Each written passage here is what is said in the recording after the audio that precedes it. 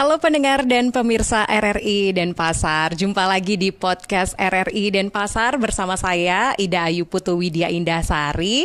Kali ini kami akan berbincang dengan salah satu tokoh dan juga yang paling sering warawiri di televisi, di radio. Kita akan mengenal lebih dekat dan kita akan berbincang lebih deep lagi bersama dengan narasumber kita hari ini. Dan tentu podcast ini serangkaian dari Hari Radio ke-79 Radio Republik Indonesia. Langsung saja kita perkenalkan narasumber kali ini. Sudah hadir Ketua Komisi Penyiaran Indonesia Daerah Bali, Bapak IGD Agus Astape, Esos SIKOM MM. Om Swastiastu, Pak Agus. Om Swastiastu, Dayu Indah, selamat.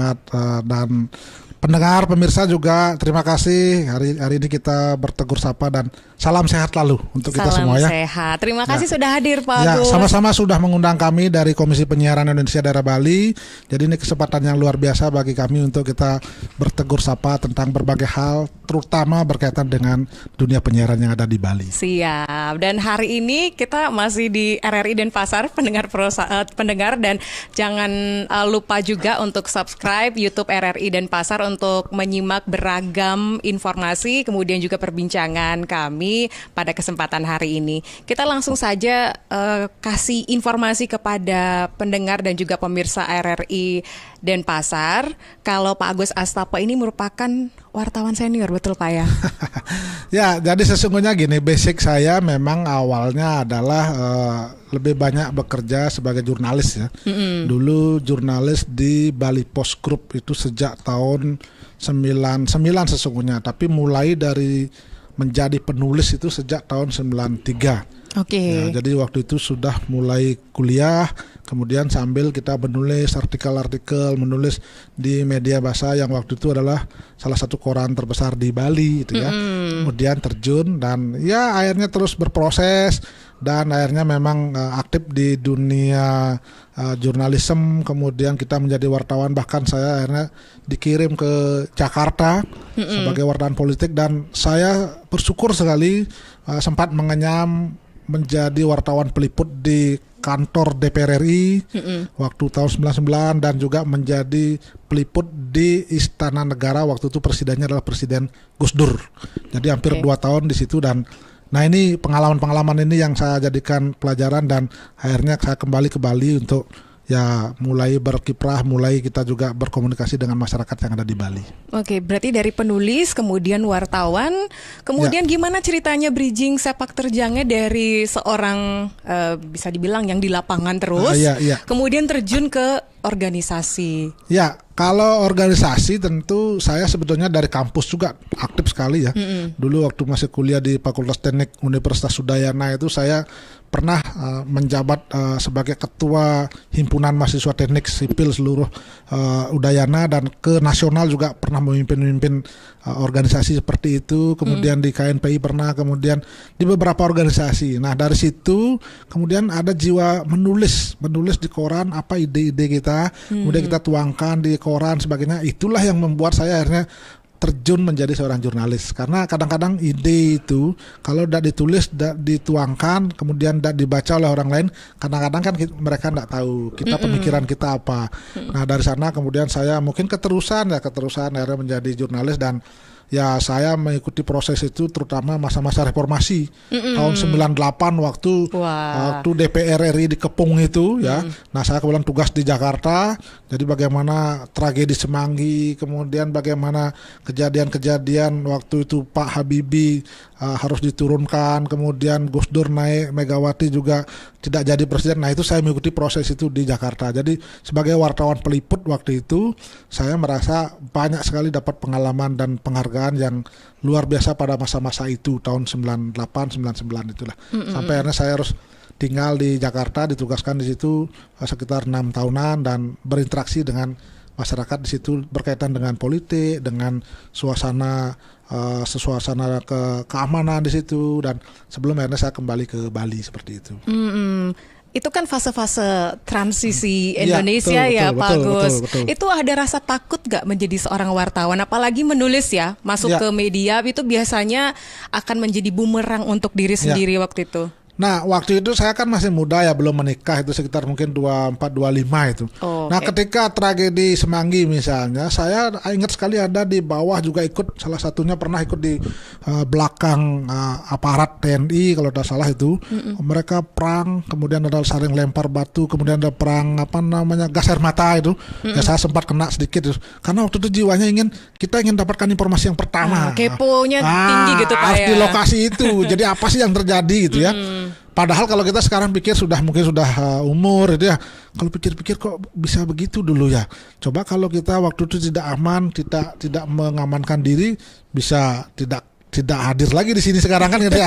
Ya benar-benar. Sehingga saya berpikir ya sudahlah, itu pengalaman yang penting. Sama dengan ketika di kantor DPR itu, waktu DPR dikepung sebagainya itu, banyak sekali masyarakat mahasiswa di situ. Ya saya juga hadir di situ. Kita ikut merasakan bagaimana sebetulnya suasana pada saat itu ketika proses reformasi, dan syukur akhirnya selama proses reformasi ini berjalan dengan baik. Sekarang kita suasana sudah sangat damai, dan ya saya kadang-kadang kalau misalnya dengar suasana politik ada hal-hal yang rame sebenarnya, kita kadang-kadang kembali mudah-mudahan tidak seperti itu, karena waktu itu selain politik biaya ekonomi juga tinggi loh waktu itu, makanya kadang-kadang harga naik sebagainya.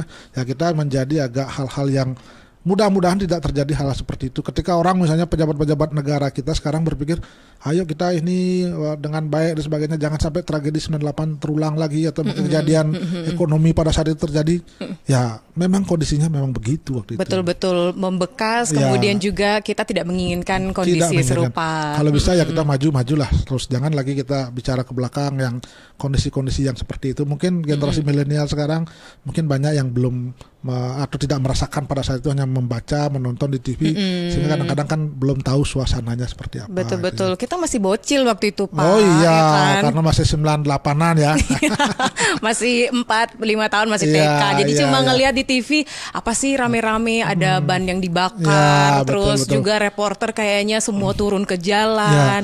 Ya, termasuk itulah. Waktu itu di sini kan 99 ada kejadian yang dibakar, itu kan gedung yang di Lumintang, ada sebagainya di Buleleng ada. Saya waktu itu pas lagi di sidang MPR, waktu itu sedang bagaimana proses Pak Gus Dur jadi presiden, kemudian Megawati gagal.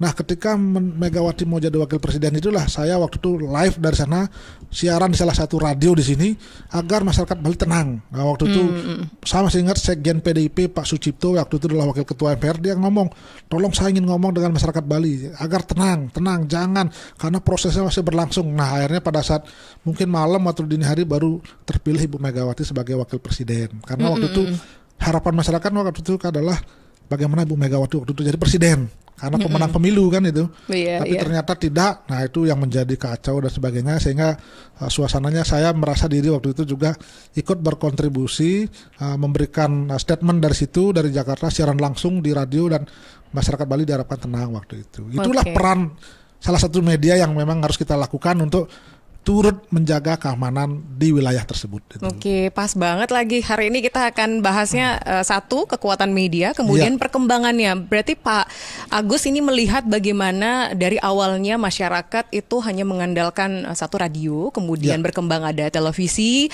lanjut juga sekarang ada over the top, ada media sosial, cukup banyak kita dapat suplai informasi yang cukup banyak sekarang.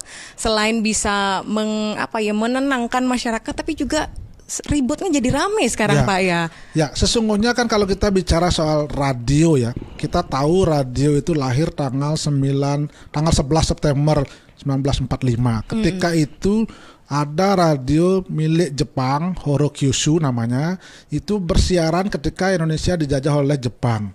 Nah, kemudian ketika Jepang diserang dan menyerah kepada tentara sekutu, itu pada 19 Agustus 1945 itu di stop ya, siaran itu di stop.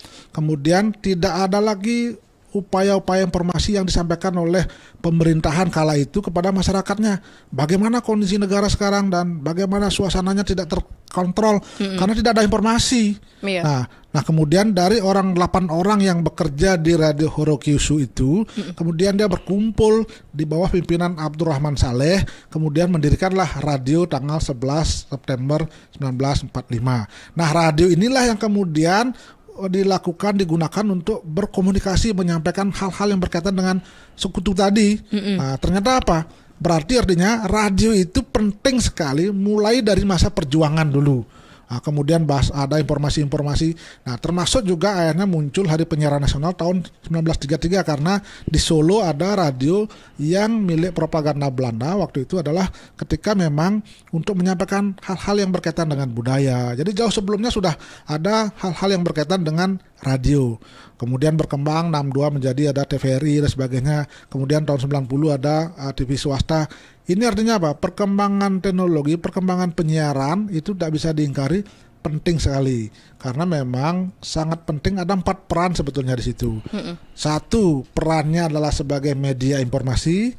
Yang kedua adalah sebagai media pendidikan. Yang ketiga adalah sebagai media hiburan. Yang keempat adalah kontrol perekat sosial serta pemersatu bangsa. Nah ini peran yang keempat ini penting terutama mungkin bagi RRI ya. Karena di ulang tahun yang ke-79 ini penting sekali bagaimana menjadi kontrol dan perekat sosial serta pemersatu bangsa. Apalagi sekarang di zaman digital teknologi banyak masuk. Ada over the top, jadi audio visual berbasis internet yang gampang sekali masuk ke masyarakat. Itu kalau tidak disaring dengan baik tentu akan membuat negara ini berbahaya juga itu ya. Iya. Jadi ada penanaman ideologi yang salah misalnya langsung kepada masyarakat melalui gadget ke rumah masing-masing. Nah, RRI lah di situ perannya sebagai perekat dan kontrol sosial serta pemersatu bangsa. Momentum 79 tahun RRI atau mungkin hari radio ini penting dijadikan introspeksi bagi kita bahwa RRI tetap memiliki peranan yang sangat penting, baik peranan berupa sejarah, historis, kemudian psikologis dan juga sosiologis seperti itu. Oke, bisa ngejelasin gitu juga loh pendengar juga pemirsa luar biasa. Pak Agus, mungkin kita agak kembali ke sepak terjangnya Pak Agus sebelum nanti kita membahas tentang perkembangan media. Pak Agus, kalau saya berselancar di media sosial, saya googling Agus Astape KPID Bali gitu. Nah, yang muncul adalah Pak Agus Astape sebagai wartawan, kemudian Pak Agus Astape dengan link YouTube-nya. Ada judul lagu di situ. Oh, jadi penyanyi gitulah ya. Langsung di-spill. Itu gimana ceritanya Pak Agus? Itu sebetulnya kan hanya kebetulan ya. Sebetulnya begini, saya setelah jadi ketua KPID sering bersosialisasi dengan teman-teman radio, teman-teman masyarakat, literasi ke kampus-kampus, itu kan literasi ke sekolah-sekolah. Nah, kadang-kadang di akhir acara kan kita juga berpikir gimana caranya menghidupkan suasana agar pesan literasi kita bisa nyampe ke pendengar, ke pemirsa. Nah, caranya adalah diajak mereka untuk bergembira. Salah satunya adalah lagu. Saya mungkin terinspirasi oleh, terus terang aja, Ibu Putri Koster yang selama ini sangat seniman multitalenta. Beliau mampu dan akhirnya saya sering diajak beliau beberapa kali. Kita juga nyanyi. Nah, ketika nyanyi itu saya ngomong sama musisi, Pak De Arte dalam hal ini, tolong dibuatin lagu yang kira-kira bisa mengajak pemirsa bergoyang-goyang. Jadi saya bukan seorang penyanyi sesungguhnya, hanya sekedar penyampai saja kan. Ya, saya waktu itu dikasih lagu, belajar 2 hari, saya coba rekaman waktu itu perasaannya duk-duk gitu kan. Ini bisa nggak kita siar, bisa nggak kita nyanyi nih, orang bukan penyanyi kan. Nah, akhirnya, karena saya tahu, saya dulu pernah jadi wartawan musik sekitar tahun 91 sampai 93. Jadi saya tahu waktu itu proses rekaman seorang penyanyi Bali itu bisa 2-3 hari loh di studio. Karena begitu salah take ulang lagi, besoknya kalau mana moodnya kapan bagus ulang lagi. Ternyata sekarang berbeda. Saya begitu masuk take sekali, ulang sekali, take nggak ada setengah jam selesai lagu itu. Wah, canggih juga nih. Ternyata alat-alatnya sudah canggih sekarang. Beda. Sehingga tidak lagi seperti dulu kalau rekaman itu bisa 3 hari di studio, pulang lagi nanti biar moodnya bagus baru datang lagi. Waktu masa-masa mungkin maaf misalnya Yong Sagite itu kan Widi Widiana seperti itu. Saya pernah dulu meliput seperti itu. Jadi kalau sekarang itu yang membuat akhirnya begitu muncul lagu satu, ada lagi penyanyi atau mungkin musisi lain, Pak Agus ini ada lagu ini boleh dong dinyanyikan. Oh coba. Ya sudah akhirnya Ya sekarang ada 5 lagu jadi. Wah, lumayan. Apa sih namanya mini albumnya Iya, Pak Agus? kalau dulu kan harus pakai album itu. Iya, Baru betul. keluar ininya kan harus 6 lagu atau 10 lagu. Sekarang kan satu lagu sudah bisa di-share di YouTube itu loh. Betul. Itu kelebihan digital sekarang. Makanya saya yang dulu saya pernah diskusi sama Pak Rosineng misalnya kemarin, Pak Gus nanti kalau udah lagunya 7 bikin album gitu. Terus kalau bikin album, bikin apa namanya DVD, siapa yang beli? Kan tidak ada yang beli sekarang. Sudah zamannya beda, gitu ya. Kalau satu lagunya sudah silakan. Sehingga kadang-kadang saya berpikir bisa juga kita nyanyi ya. Iya, langsung kan jadi bekan juga. Oh, Pak Agus yang sebagai penyanyi. Karena gitu. kadang-kadang begini, saya kan punya tim juga ya. Saya punya production house, sehingga mungkin itu yang membuat lebih mudah. Saya bikin lagu, nanti yang membuat video klipnya ya tim saya sendiri. Jadi kan minimal nggak bayar lah gitu kan. Kita talentnya aja kita bayar, modelnya. Kemudian kita siarkan di TV. Ya saya juga ada beberapa yang di TV dan sebagainya. Sehingga ternyata apa untuk membuat lagu tuh lumayan mahal sekarang gitu ya. Mungkin sekitar ya 10 juta sebelumnya habis kalau mau bikin itu dari musisi, dari video klip, kemudian dari promosi gitu. Tapi semua beberapa itu saya bisa cover karena memang kita ada tim. Jadi misalnya keluarga saya di ada anak-anak muda saya ada yang ayo kita bikin klip yuk. Nah, mereka kita ajak karena di tempat saya juga ada tempat latihan multimedia. Jadi saya juga ada yang banyak yang training di tempat saya untuk belajar anak-anak yang multimedia. Jadi sambil belajar, sambil juga kita berkarya. Sehingga saya selalu bilang sama anak-anak, berkarya tiada henti. Jadi berkreasi tiada henti. Terus berkarya. Sama ketika saya misalnya punya YouTube itu, saya kan tidak nyangka sampai sekarang hampir 44.000 yang subscribe itu ya. Nah, kadang-kadang kita juga berpikir, awalnya kita karya tanam. Kita upload terus. Karena saya berpikir jadilah generasi yang suka mengupload, bukan generasi yang suka mendownload. Nah, ketika suka mengupload berarti apa? Kita berkarya kan? Kali kalau mendownload ya kita nonton, download. Akhirnya download karya orang lain. Nah, ternyata dari mengupload itu ternyata subscribe ada banyak. Loh, kok dapat uang juga ternyata. Itu kan. Udah menghasilkan ya Pak ya. Ada juga ternyata itu dikelola oleh anak-anak saya semua itu. Jadi otomatis sebetulnya kita niatnya hanya untuk sekedar berkarya biar ada terdokumentasi gitu. Sehingga nanti seperti Mbak Dayunda tadi searching, begitu muncullah video saya apa, kegiatan saya semua muncul karena memang hanya itu yang kita bisa wariskan kepada generasi berikutnya seperti itu. Oke, mana lebih enak Pak Agus? Jadi wartawan, jadi yang punya media gitu ya, jadi penyanyi atau jadi ketua KPID? Banyak banget perannya nih pendengar, coba kita tanya nih. Bahkan jadi dosen juga ya. sekalian diborong. Gimana Pak? Sebetulnya gini ya, wartawan dan teman-teman jurnalis yang muda-muda ini harus gunakan kesempatan ini dengan baik ya. Dengan menjadi jurnalis itu kita punya relasi sangat luas sekali ya. Kita bisa masuk kemana-mana, kita bisa ketemu dengan berbagai lapisan masyarakat. Nah, dari relasi itulah kita akhirnya membangun diri kita, kompetensi kita, kemudian kita mau jadi apa ya. Saya terus terang saja sejak lama jadi jurnalis itu, mungkin beberapa tokoh-tokoh politik kadang-kadang kita kenal karena kita sering mewawancarai, sering ketemu, sehingga kadang-kadang ya memang sih nasib kita misalnya masih tetap aja jadi wartawan kan. Dulu teman-teman kita sudah jadi bupati, sudah jadi gubernur umpama kan. Tapi tidak apa-apa. Dari situ kita berteman, kemudian kita menjadi, termasuk saya menjadi dosen juga karena praktisi.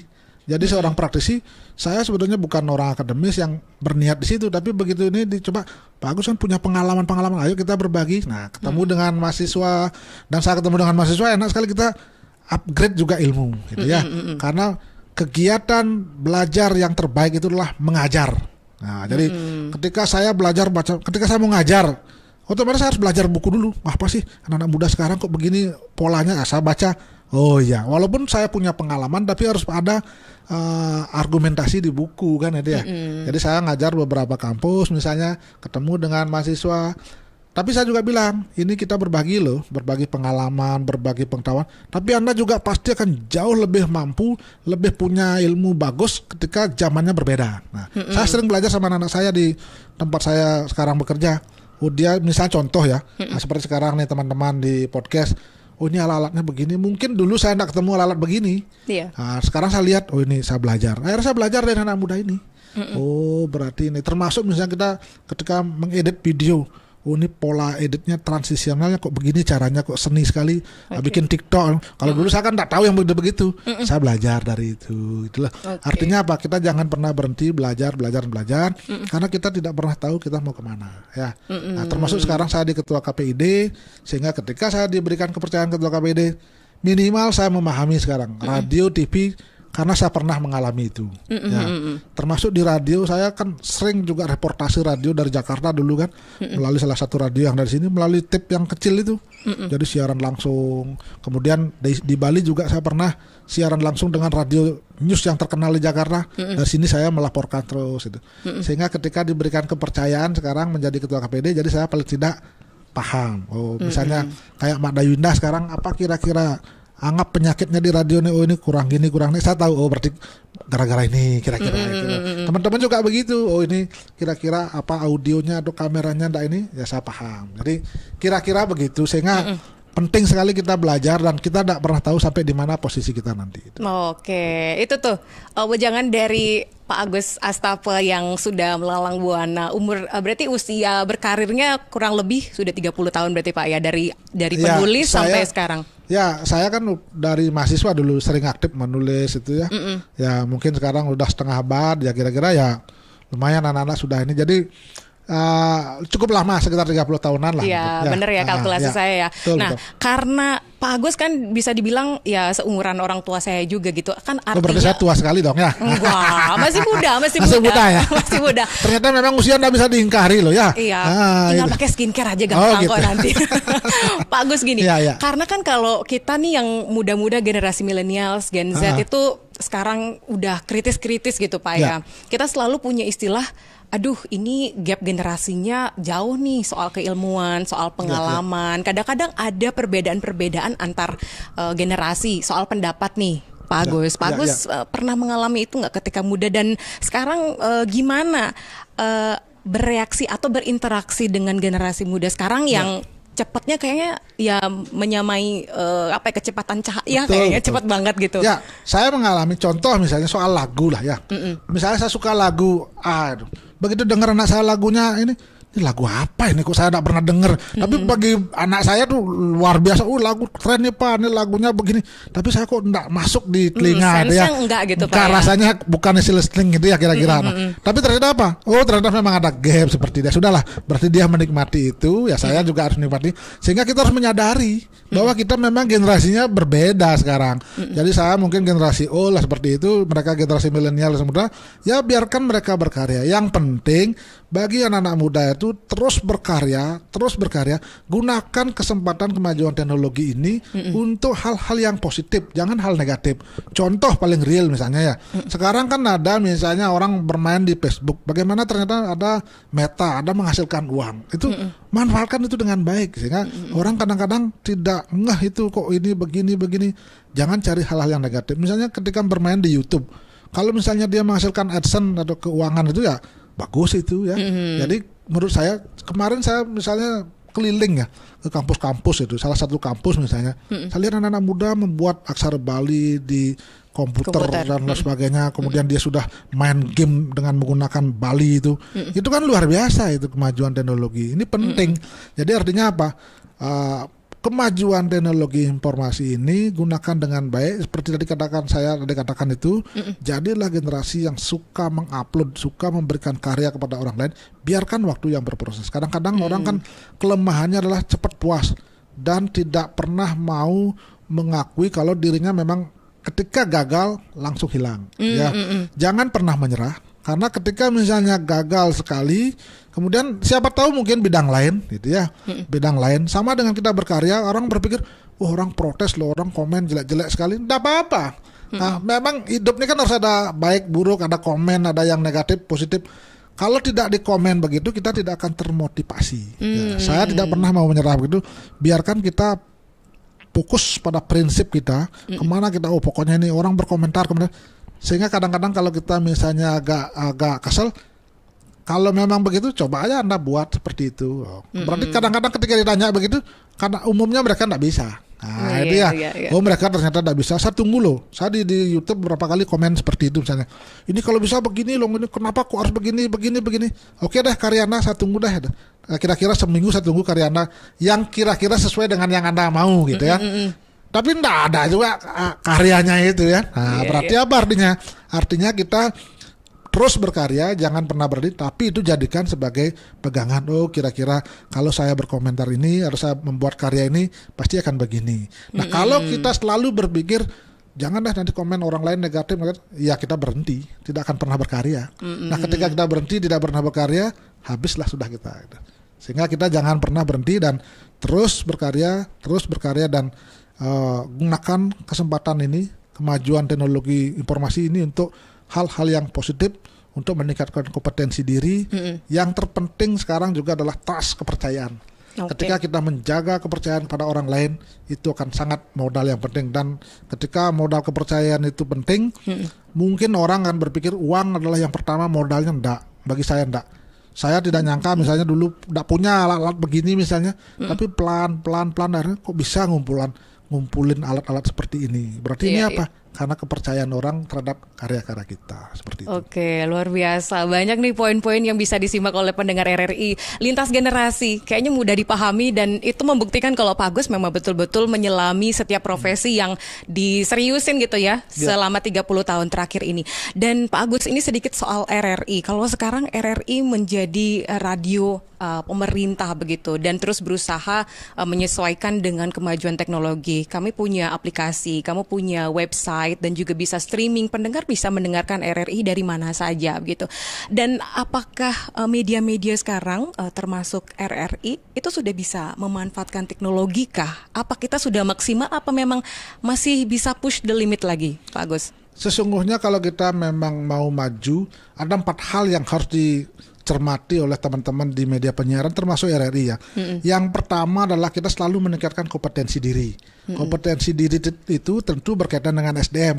Upgrade terus gitu ya, upgrade. Orang kan kadang-kadang berpikir, maaf misalnya RRI atau mungkin TVRI, orang berpikir oh ini jadul. Hilangkan kesan itu. Saya makanya setiap sekarang datang ke TVRI, ke RRI, anak-anak muda semua ini, kok keren nih. Nah, saya pasti salut. Sehingga apa? Harapan saya besar sekali dengan adanya upgrade SDM itu, minimal dia akan mampu mengantisipasi kondisi milenial. Sehingga orang-orang yang dulu mungkin tidak suka mendengar radio, tidak suka nonton TV, mulai sekarang tertarik. Karena apa?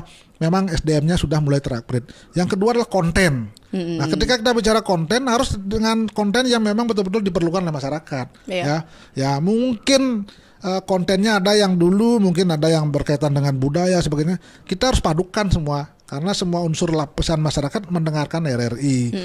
Misalnya yang budaya silakan, yang anak muda silakan. Ini kan saya lihat di RRI misalnya ada 4 channel ya, 4 pro itu seperti itu kan. Ini sudah luar biasa.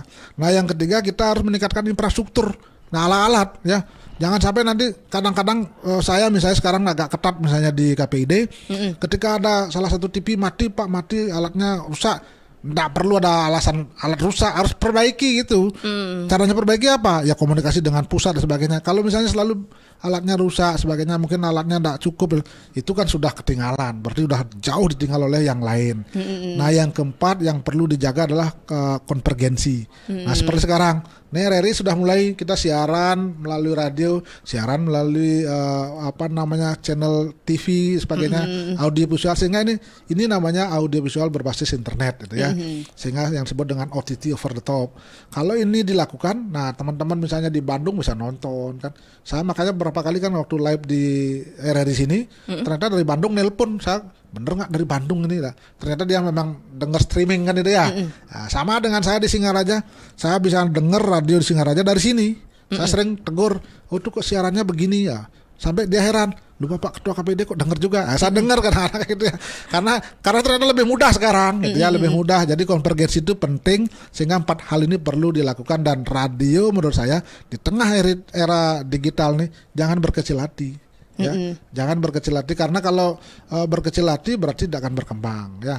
Kalau misalnya sekarang terus dilakukan upgrade kompetensi, kemudian konvergensi di TV digital atau mungkin di audio digital, ya semua akan bisa bagus. dan yang penting juga konten-kontennya seperti itu. Konten-konten. Terima kasih Pak Ya. Agus. Dan sebelum menutup dari podcast kesempatan hari ini, ada yang ingin disampaikan nggak ke RRI jelang 79 tahun Radio Republik Indonesia? Silakan Pak Agus. Baik, kami dari KPID Komisi Penyiaran Indonesia Daerah Bali mengucapkan selamat ulang tahun yang ke-79 untuk Hari Radio.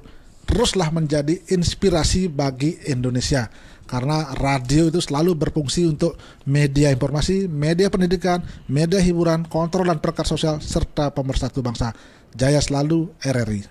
Baik, terima kasih Pak Agus Hastapa sudah hadir di RRI Denpasar dan juga sudah memberikan inspirasi kepada pendengar dan pemirsa RRI Denpasar. Semoga kita bisa ketemu lagi ya, Pak Agus ya. Terima kasih Mbak Dayu, terima kasih. Baik, dan itu dia podcast RRI Denpasar hari ini. Pendengar dan juga pemirsa RRI Denpasar, jangan lupa subscribe YouTube RRI Denpasar. Dengarkan RRI Denpasar dari mana saja, dari satu aplikasi RRI Digital dan juga streaming rri.co.id.